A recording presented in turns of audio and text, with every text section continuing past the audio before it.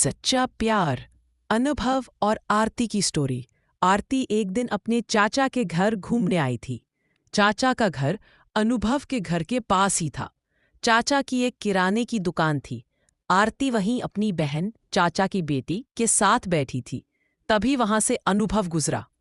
दोनों की नजरें मिली और पहली ही नजर में अनुभव को आरती पसंद आ गई।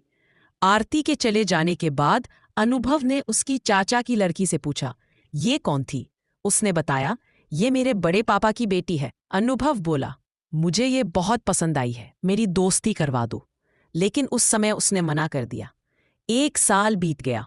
इस बीच 2-3 बार अनुभव और आरती की मुलाकात हुई, मगर बात नहीं हो पाई। फिर अनुभव ने दोबारा उसकी बहन से कहा। इस बार उसने आरती से अनुभव के बारे में बात की।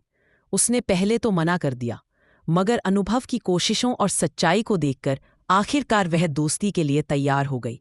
धीरे धीरे दोनों रोज फोन पर बातें करने लगे। कभी कभी बाहर घूमने भी जाते। दोस्ती कब प्यार में बदल गई, दोनों को पता ही नहीं चला। सब कुछ अच्छा चल रहा था कि तभी अनुभव दोस्त के साथ एक केस में फंस गया और जेल चला गया। इस दौरान आरती के घर वालों को उनके रिश्ते का पता चल गया। घर वालों ने उसकी शादी कहीं और तय करने की कोशिश की। आरती जेल में अनुभव से मिलने गई और रोते हुए बोली, मैं मर जाऊंगी पर कहीं और शादी नहीं करूंगी। ये सुनकर अनुभव के अंदर हिम्मत जागी और वह जल्द से जल्द जेल से निकलने की कोशिश करने लगा। 11 महीने 19 दिन बाद अनुभव की जमानत हो गई। लेकिन इसी बीच आरती के घर वालों ने उसकी शादी पक्की कर दी और उसे अपनी बुआ के घर भेज दिया। घर वालों ने उसका फोन भी छीन लिया और रात को दरवाजे पर ताले लगाकर उसे बंदी बना दिया, मानो चिड़िया को पिंजरे में कैद कर दिया हो। मगर सच्चा प्यार हर बंधन तोड़ देता है। एक रात सब सो रहे थे, तभी आरती घर से निकल गई और अनुभव के पास पहुंच गई। दोनों ने वही शादी कर ली।